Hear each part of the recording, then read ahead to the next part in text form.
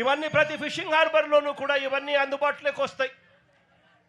ఇక్కడ దాదాపుగా 41,000 టన్నుల మత్స్య సంపద. ఈ ఫిషర్మెన్లందరూ కూడా, ఈ మత్స్యకారులందరూ కూడా సంపద తీసుకొస్తే ఆ సంపదను ఇవన్నీ కూడా ఉపయోగపడే విధంగా ఉంటాయి. ఇక్కడ మత్స్యకారు అక్క చెల్లెమ్మలకు కూడా మంచి జరిగించే విధంగా ఆ అక్క చెల్లెమ్మలలో ప్యాకింగ్లోను, వాల్యూ యాడిషన్లోను, మార్కెటింగ్లోను, ఫుడ్ స్టాల్స్లోను వీళ్ళందరికీ కూడా పని దొరుకుతుంది.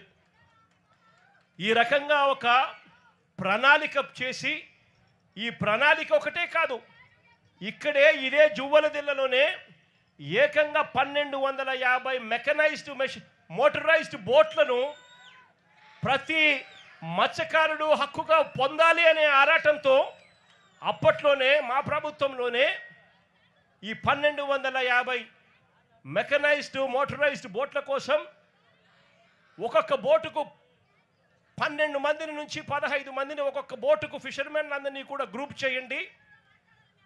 ఒక్కొక్క బోటుకు 12 మంది ఫిషర్మెన్లు ఓనర్లు అవుతారు. వాళ్ళు కేవలం 10% కట్టుకుంటే చాలు.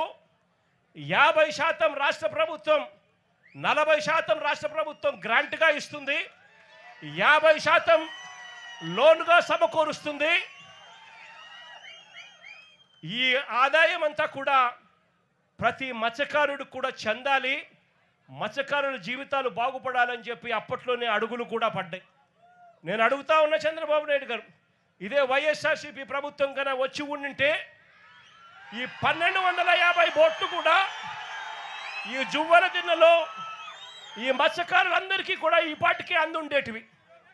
వాళ్ళు కేవలం 10% పెట్టుంటే చాలు, మిగిలిన 90% రాష్ట్ర ప్రభుత్వము బ్యాంకు లోన్ల ద్వారా వాళ్ళకు వచ్చేటి.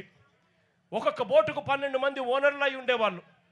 అంటే 1250 బోట్లకు దాదాపుగా 20,000 మంది దగ్గర మత్స్యకారులు ఓనర్లుగా, మెకనైజ్డ్ మోటరైజ్డ్ బోట్లుగా ఉండేవాళ్ళు.